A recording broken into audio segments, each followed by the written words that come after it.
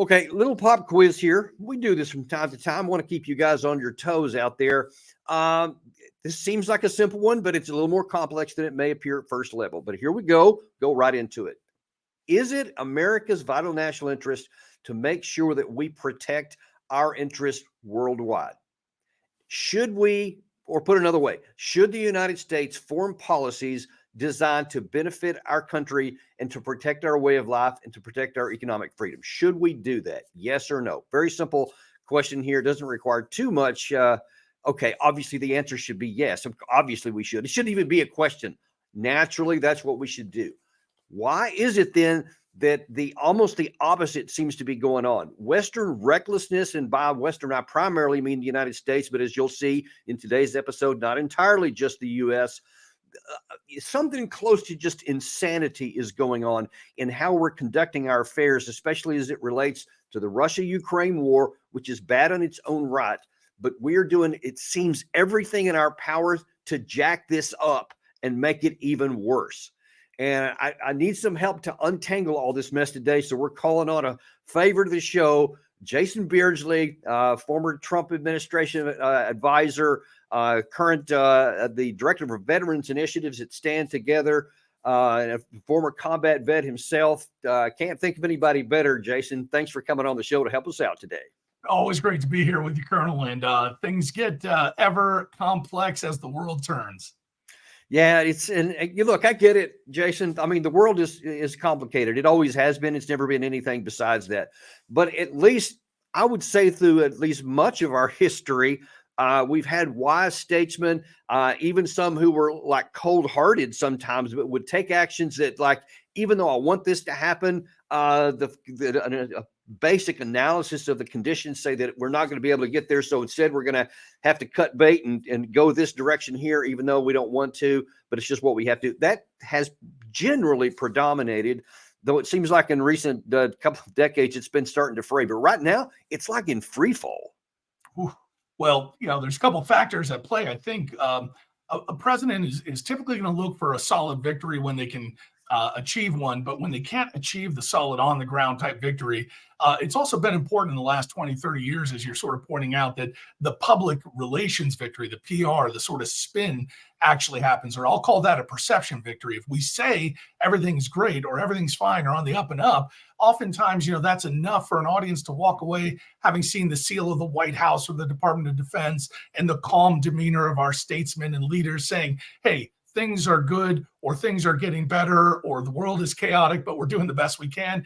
Generally, that has been enough in the perception battle to kind of walk away with a, let's call it a modest type of portended victory. The problem is things are falling apart rapidly, as the old saying goes, slowly at first and then, quickly after all, or something like that. So I think that's where we are.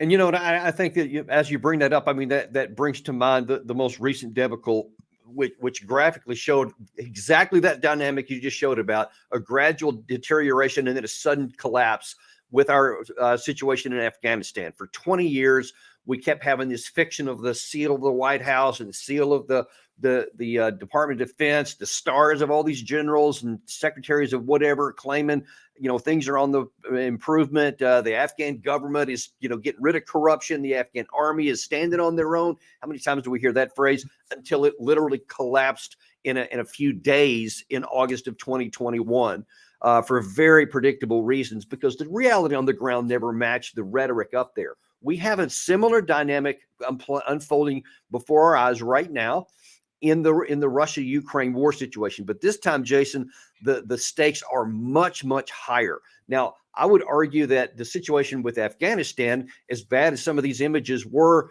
it was kind of a stain on our honor.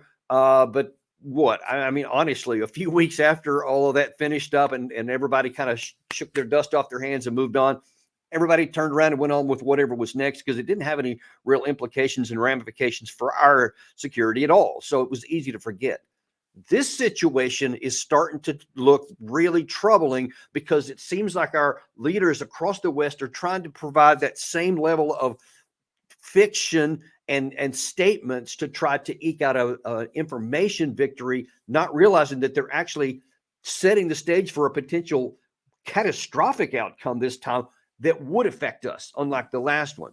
And in case anybody thinks I'm hyperbole here or making more of it than it is, let me show you a few things that are unfolding for us right now. Now, a few days back, Jens Stoltenberg, I believe it was on the 2-year anniversary of the war between Russia and Ukraine, came out and emphatically again repeated, yes, Ukraine will be in NATO. Even though about a year ago, he conceded and admitted that the war had begun because Putin said Ukraine in NATO. He had given NATO, apparently privately, that if you keep NATO out of Ukraine, if you'll declare neutrality, there won't be a war. But if you do, we're coming in. And Stoltenberg said, of course, we didn't agree to that. And so, of course, Putin made good on what he said. So now, 2 years later, Stoltenberg is again coming out and saying, yes, Ukraine and NATO. Now then, I think it was earlier today in Europe, French President Macron throws a little bit more fuel on the fire when he said this. Macron said while no consensus was reached on deployment, France could not rule out a potential later need for it to ensure Russia does not win the war. We should not exclude that there might be a need for security, which then justifies some elements of deployment. But I've told you very clearly what France maintains as its position, which is strategic ambiguity that I stand by. Nothing should be excluded to pursue our goals. So he wants to say, yeah, you know what? Maybe we'll put a few French troops in there. And there's a couple of other nations that are talking about possibly even on a bilateral basis, not NATO per se, but they're, NATO troops from their country. We'll just throw a few troops in there and see how that works out.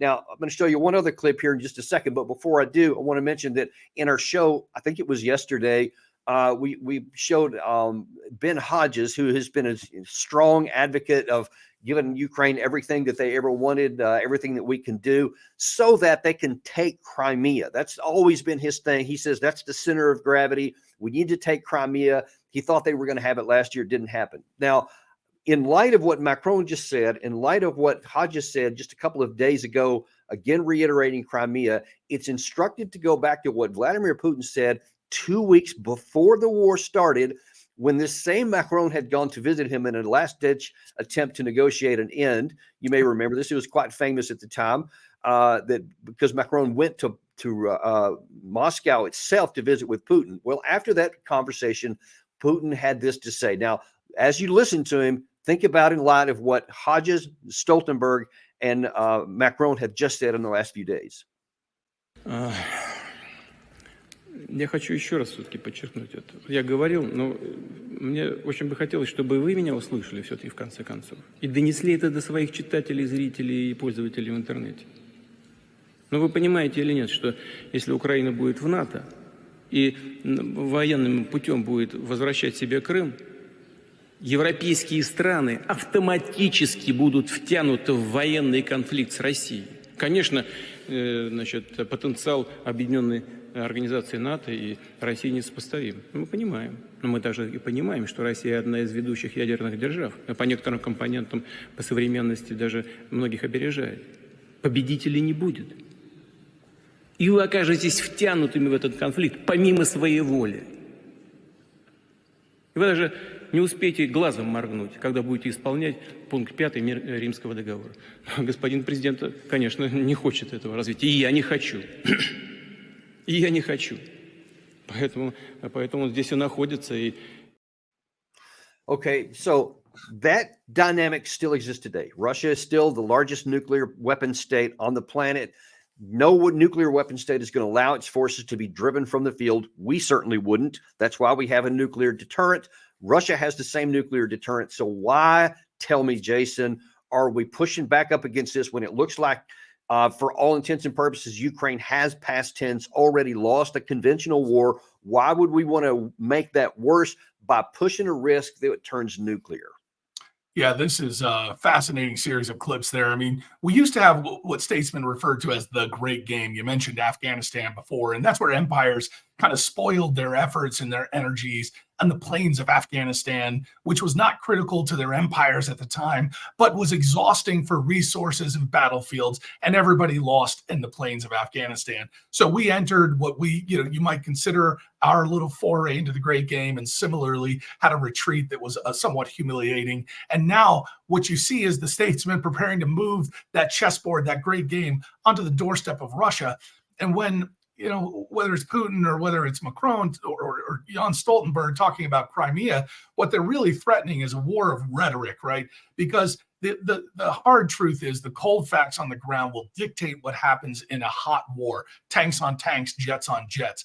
But that's not what's really at play here. What's really at play is the war we're already in with Russia, which is a war of the government, whole of government. So we're talking cyber, information, we're talking about threats to the economy or asymmetric warfare. That's the 21st century war battlefield. And really, it's a war of ideas and challenging regimes through the pernicious philosophies that undermine current regime powers. So now what you see is Russia is actually applying those rules of asymmetric warfare, whether it's in direct confrontation with the West or through proxies, as you and I have discussed over and over again, in places like Syria and Lebanon, or Hamas and Israel, or Houthis on the Red Sea.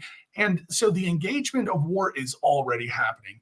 The idea that Putin is going to threaten with nuclear war, that's kind of the old application of mutually assured destruction, the sort of thing that kept the West and the East from kind of going at it for the years of the Cold War. If you hit your buttons, we'll hit ours, and nobody's a winner. You heard him say that there. So meanwhile, this gives the statesman the illusion of being tough. Macron can get out there and say, yeah, maybe we'll send French troops. But if he really meant that, boy, that's a long journey. Don't forget that while they're talking in this sort of hot rhetoric, they're trading in oils, they're trading in revenue. Russia owns the kind of the pipeline to turn on for the Europeans in the winter. So this is a lot of gamesmanship. But what we see is the cold hard facts on the ground will dictate. And see, here's what worries me, though, is that if it was just rhetoric, you could roll your eyes and say, okay, yeah, whatever. But as we're going to see here in a few more clips in a minute, some of these things are more than just rhetoric. They're actually starting to turn into actions, which increases the chance of miscommunication, misunderstanding, or miscalculation. And when you're talking about the stakes as being as high as it is, that troubles me. Because here's what I got to try to figure out, Jason. What does Macron think that he's going to accomplish by this? He's trying to, use strategic ambiguity, which ironically is what underpins the U.S. and China in the war over the Taiwan. He wants to introduce it here while they're in a hot war, not in a war of rhetoric or anything else. But what does he think? Does he actually think that by saying that, hey, we might send French troops into Russia? Of course, Russia may say, how'd that work out last time? But that's a separate issue.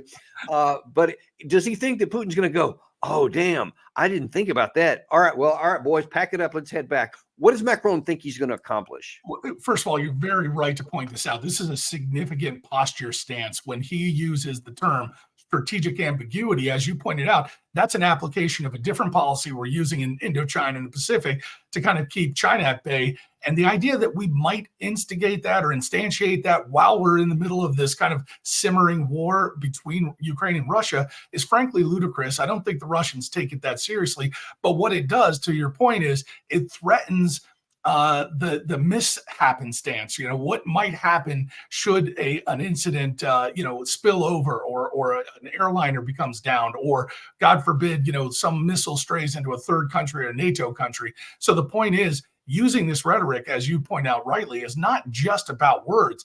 It threatens action. So here comes Macron, here comes the West. You heard Jan Stoltenberg portraying this idea that NATO is not going anywhere. In fact, we may even get stronger and potentially put troops on the ground or something. But let's not be serious about that. Let's keep it at strategic ambiguity, which then backs them off the responsibility of having said, we're going to put troops on the ground. So they're trying to paint ambiguity to threaten Putin. The problem is Putin's already achieved his maybe not maximal, but his pretty close to maximal objectives. He's got the Donetsk, the Luhansk province. He's got the Crimea, which is his opportunity to move ships into the Black Sea through the Mediterranean out to transatlantic oceans. So right now, he's got what he needs. Holding it is easier than taking it.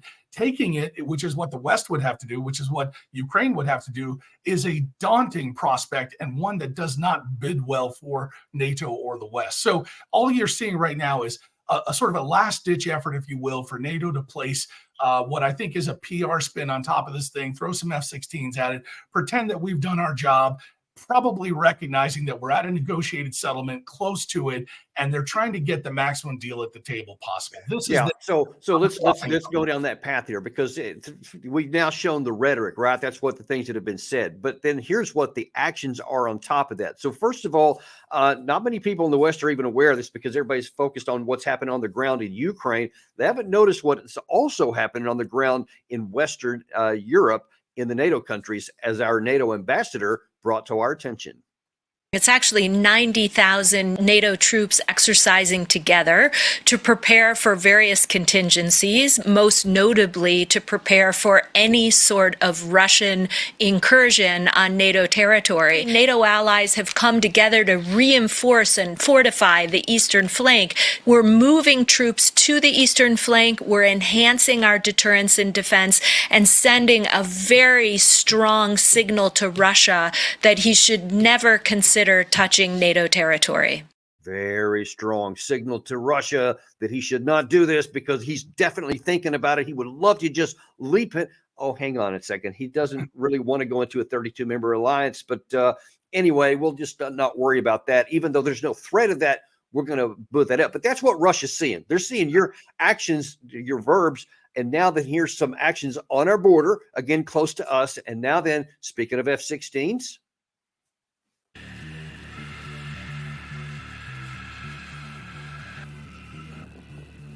despite harsh weather, time shortage, and the pressure to return to the fight, Ukrainian pilots and technicians are going through intense training at the Skrydstrup base in Denmark.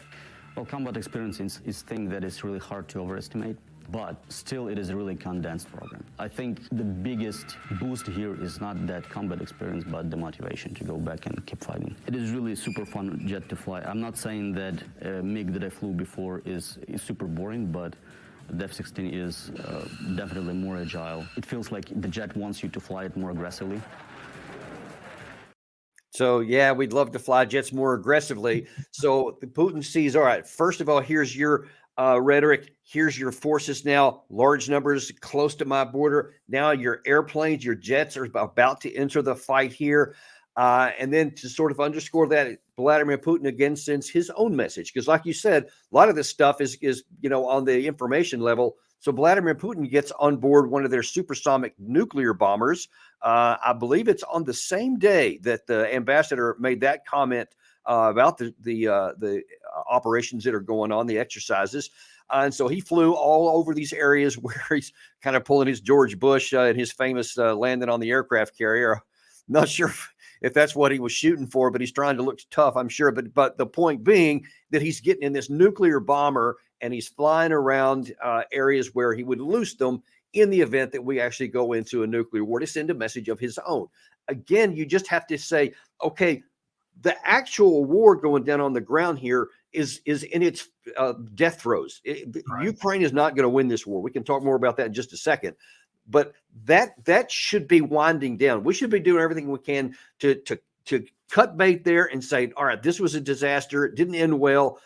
Russia's not coming into NATO. They don't have the capacity to do it. Even if Putin secretly had a passion to desire to seize all of Western Europe, he doesn't have the capacity. He can't do it. We have nuclear weapons and deter him just like he does. So he knows that. He's not going to commit suicide.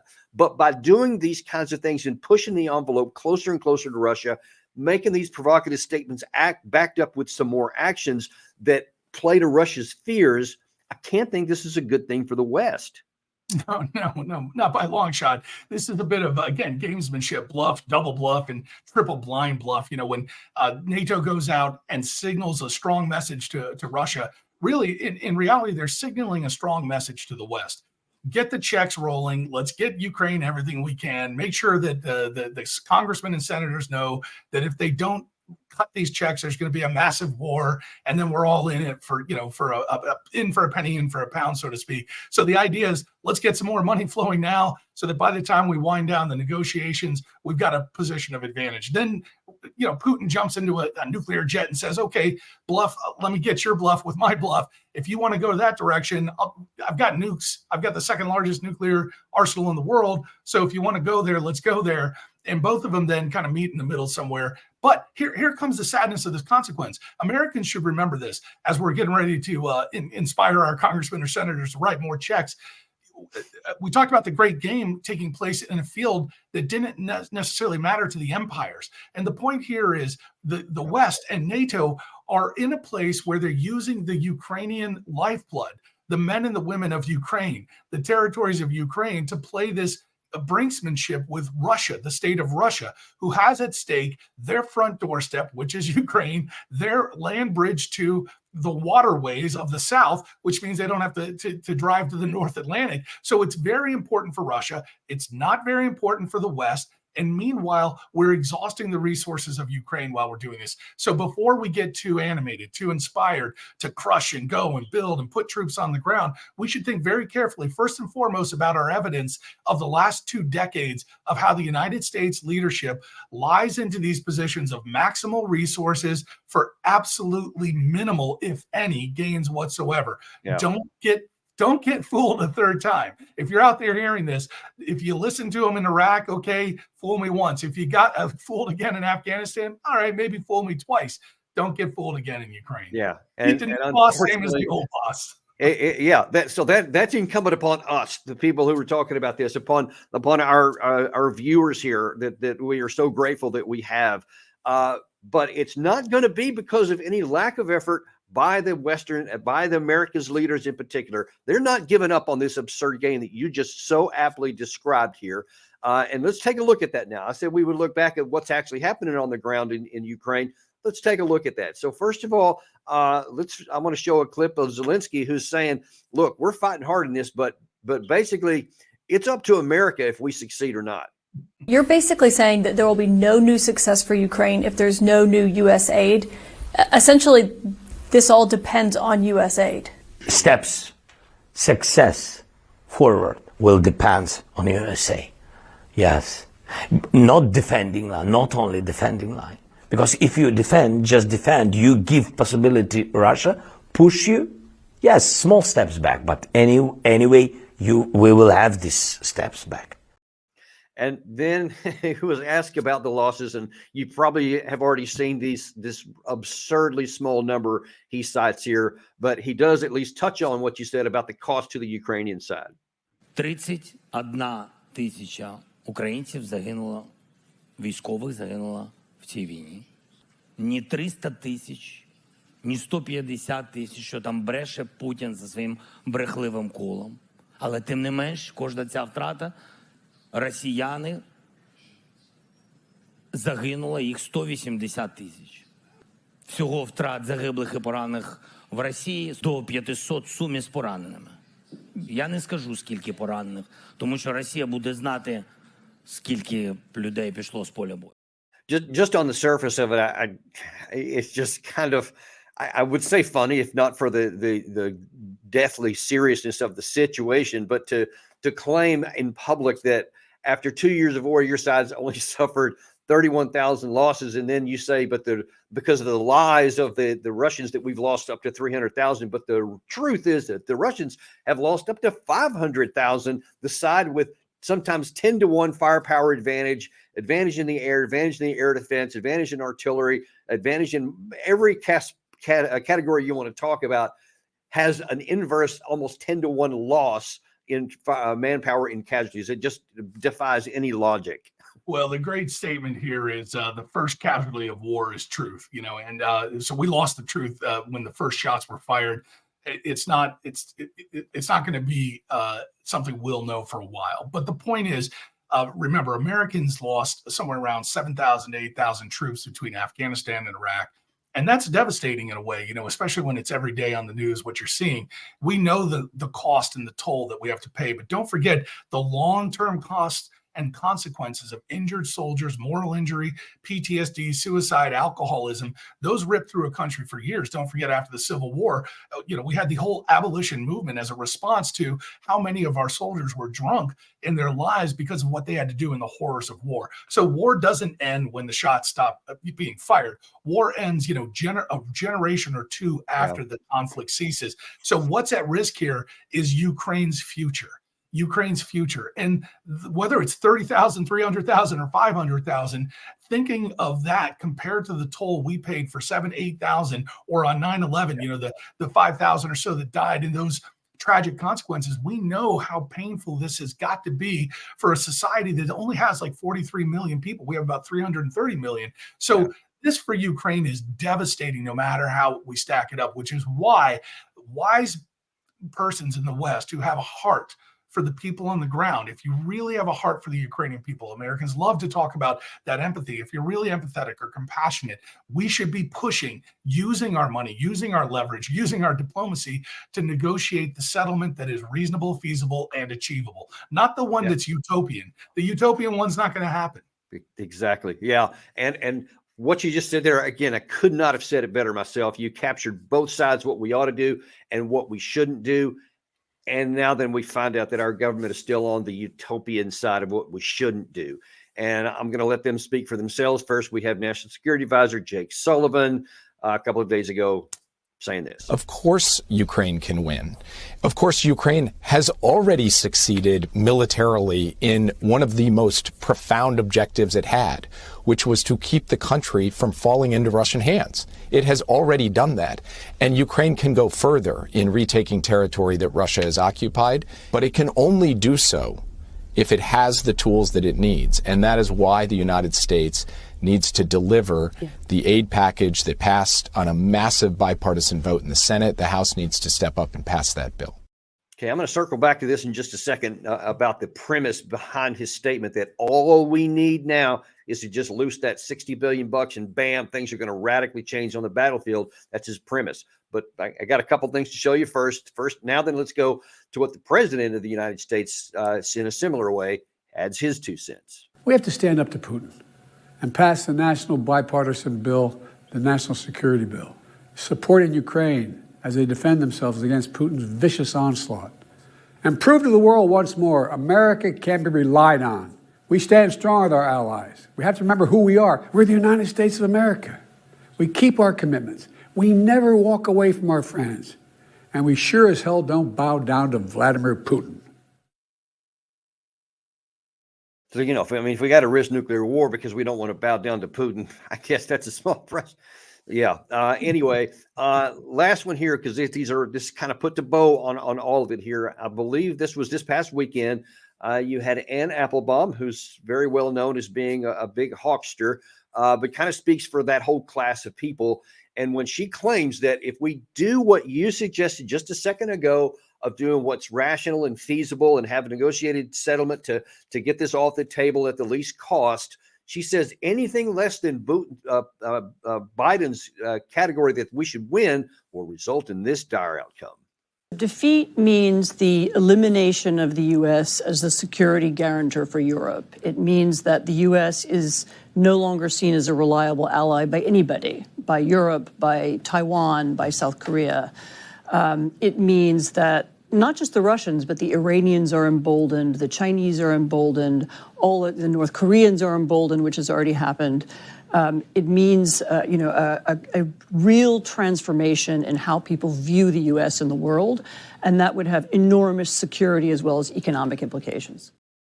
Okay, so first of all, point of correction, Ukraine is not an ally. So we don't have a commitment to defend Ukraine. She's describing what would happen if there was like an Article 5 situation where a NATO ally was attacked, and then we said, yeah, you know what, not so much. We're not going to do anything. So maybe some of those things would be true there. So that's the first point there. The second thing is, I think the opposite, I'm convinced, certainly the opposite would happen, because it would be foolhardy to the highest degree to not recognize with something when it's not going to succeed, and instead to keep fiction going on and to keep pouring more and more resources into something that cannot succeed. Because here's the thing, Jason, we spent in the first 18 months or so of this war, combined with Western Europe, somewhere around $200 billion, maybe a little bit more than that, depending on how the different categories are added up there. Thousands upon thousands of combat vehicles, many of them the top of the line that various countries had, millions of rounds of ammunition, actually hundreds of millions of rounds, millions of artillery shells, rockets, mortars, all kinds of other ammunition. When Ukraine had, over a half year to prepare for an offensive, they didn't dent the line. Now then, even those dents have been smoothed out, and Russia's starting to move back across the West. By what rationale? I'm asking you an unanswerable question, but I still want you to answer it. Can you say that after all of that we gave for 18 months, all the preparation time in the world, they didn't do anything. They've now suffered hundreds of thousands of casualties. And now you want to claim that 60 billion is going to somehow make a difference when 200 billion didn't, after you've added a couple 100,000 casualties on top of that? Make that make sense for me. I mean, don't miss the point here, Colonel Davis. And don't be small. Open up your checkbook. All it takes is one more stroke of the pen, and we're going to keep coming back to you until we win this thing. Because as Jake Sullivan said, and Ann Applebaum and the president all emphasized, it's not a question of how much, it's we can. And the way we can is by continually going back to the American people, asking for their tax dollars to pour them into this fight. On the technical premise, Jake's right. Ukraine could win this feasibly, just like my neighborhood Little League team could probably beat the New York Yankees given the right conditions. But what are those conditions? And that's what they're not talking about. The devil's in the details. So in some feasible world, if NATO were all in and we gave everything we had and we really loved this, there's a way we could eke out this victory. The problem is those conditions are going to be very difficult to meet. And on the way to meeting them, they're just ringing up the checks over and over again. This is like sitting at a used car sales lot, and someone is telling you by threat, if you don't buy this, if you don't buy my logic, things are going to fall apart for you. It's going to be a disaster. Maybe your doctor, buy this or else. Yeah, and then, but Jason, I got to add one more to that. Here's the perverse of all of that. Even if your Little League beating the New York Yankees thing played out, and in certain series it is possible, theoretically anyway, but even in your theoretic outfit, if that started to happen, as Putin said in that 2022 deal, and he still means this emphatically today, if you started to do that and physically drove Russia out and they were literally starting to lose, they will pull out the nuclear weapons. That's not an empty threat. He would be driven from power by his own people if he had nuclear weapons, and especially tactical nukes, allowed his forces to be driven from the field by a cumulative NATO and didn't use them. He would never do that. So to succeed in the Little League deal would still be catastrophic. Ergo, no way does this end in success for America, period. Well, and to take it off Putin's shoulders, we don't even have to use him. We can use our own logic to get to that point, right? By our logic, the Ukraine proposition, them winning back Crimea or whatever, is somehow an existential threat to the United States, to democracy worldwide, to all of our security agreements. So if that's that important to us, imagine how much more important it is to Russia. And the point is, if the U.S. is in the pretense of saying all in for this, otherwise the whole world falls apart, then you can imagine what the Russians are feeling like. It's even more critical to them. So go by the logic of our own statesmen and recognize the technique that's being used here is provocation with threat. The provoking is, what if we lose this war? Then the threat is, well, if we do, this goes away, this goes away. You can't get peanut butter and jelly anymore. You'll all be poor and starved. So in other words, just let us write the checks. Now, keep in mind, we're in an election cycle year. So our statesmen need to get elected. They need to put some wins on the board. And even looking like a perception win sometimes is enough to eke it out at the polls, the national polls. Biden's coming off, the Biden administration, a number of things that a lot of critics might consider failures. People might look at the Afghanistan withdrawal or generally the types of malaise throughout the world. And that for that reason, it's even more important or critical for the administration to gain what our perception wins. If that means dropping F-16s from Danish people to the Ukrainian people, maybe they can go to the polls and say, see here, we did this, and then hand it back over to Zelensky. But your point earlier was sharp. Zelensky's already sort of admitted tacitly that they can't win this, that if they were to win it, it would require all of NATO's assets and tools to do it. He's talking about we can defend this, maybe, but even our defensive line is going to get pushed back by Russia. He's talking about the Dnieper River and how the Russians on the east side of that river, if they want, can progressively over the next 10, 15, 14 years, whatever, 20 years, they can slowly push and incur on those provinces in the west. So what Zelensky was asking for there was a sort of a tantamount security agreement from the West, from NATO, from the United States to a country that's on the doorsteps of Russia. Just to put that in perspective, that would be like Russia guaranteeing a security agreement with Mexico. They're our border ally, they're our border country. So for them to threaten us in that way, it feels like what Russia is going through when we begin to threaten Russia in the same manner, but in reverse. So that's the logic. All you have to do is listen to our statesmen, understand the technique that's happening here. Yeah, it is, and that's that kind of thinking just doesn't seem to occur in here. But I'll tell you, I have an opinion and a view that if Biden and the Democrats actually are saying, okay, we need some perception wins, let's just drag this out through at least November, then we can deal with it on the other side. I think there's a very realistic possibility that that's part of what they're doing, because if they do some of the things that I suggest here now, which is making a negotiated settlement now, for sure, the Republicans would leap all over it as an act of weakness. And certainly there's be many that would buy that argument. They would say, okay, yeah, see, you failed, and it would be considered a political loser. So the thought would be, let's drag it out past the election, just kind of keep the status quo going, and then everything will be fine. But here's the problem. Just like what happened in Afghanistan, at some point, the rot became so great, and the weakness in the forces became so great, and the pressure from the Taliban added on top of it, that finally both the government and the military cracked and collapsed. I believe that there is a greater chance of that happening with the Ukrainian military over the next several months, into the summer, perhaps even, than there is that they get all the way through to the other side of the election here, because the Russians do view this as an existential threat for the very reasons that you mentioned. And I think that, I'm not saying this is going to happen. This is not a prediction, because there's too many factors I don't have knowledge about on both sides of the line. But just looking at it from an analytical perspective of the things we can see, the chances are higher that happens than that they get through the election with nothing bad happening, in my view. How do you see that? Colonel Davis, that is why you get paid the big money. That's sharp analysis that I think a lot of people ought to take into consideration. Is what is the state of affairs for the Ukrainian military? Let's take the Russian military, set it aside for a minute, because they got their own problems. The Ukrainian military doesn't have the history of the NCO Corps and leadership, and the battalions are fractured and factionalized such that Zelensky, in the beginning of this, was doling out money to his preferred generals below him, which is causing sort of nepotistic clique-like mafioso type structures within the military.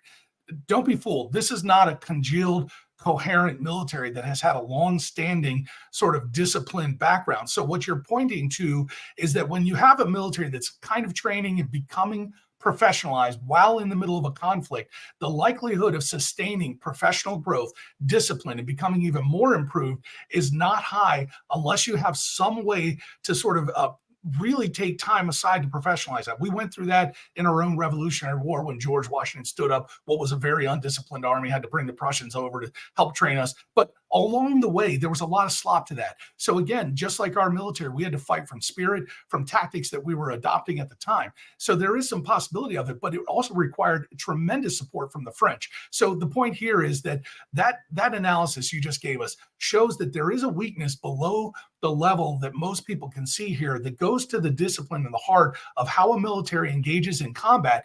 Number one, for defensive operations, but more difficult, number two, for offensive operations. That's what we're talking about from now on, is what would it take for Ukraine to be in the offensive win? And that is extremely difficult. And I'll point out one more thing. I saw the comment fly earlier from one of our guests there talking about the Constitution and the American will, and rightly pointing out that a lot of these things are surpassing the will of the American people. And one of our arguments all along the way, and you've been so strong about this, Danny, is getting this type of policy or this type of decision making back to the body that is responsible for making war is important. And Congress has shirked a lot of that responsibility.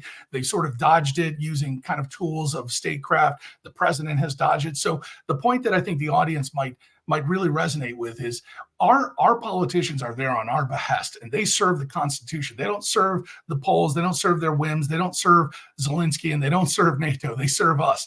But to make that impact evident to the politicians, we have to play the same game they're playing with us. We have to threaten them. In other words, the threat that the American people have to give to the politicians is, if you don't start listening to the people, you're out of office. And we have the levers of our ballot box to do that. That happens in November. So if you're not happy with what's happening on the ground, or if you think this is a quagmire, or you got lied to in Iraq, got lied to in Afghanistan, there is one tool you have, or we have, compounded with layers of tools. You can call your senators, you can call your congressmen, you can write them letters, and really talk about the transparency, the accountability. What did we get? We just saw the OIG report released several weeks ago. I'm writing an op-ed about that hopefully will be released soon, talking about how we have admitted that a lot of this money that we're spending on these weapons cannot be tracked once it hits the ground. What that means to the American people is very technically sophisticated weapons are going into the hands of God knows what, and they'll be on the black market for the next 20 years. So the CIA is going to have to send case officers all out throughout the world to go buy these things back.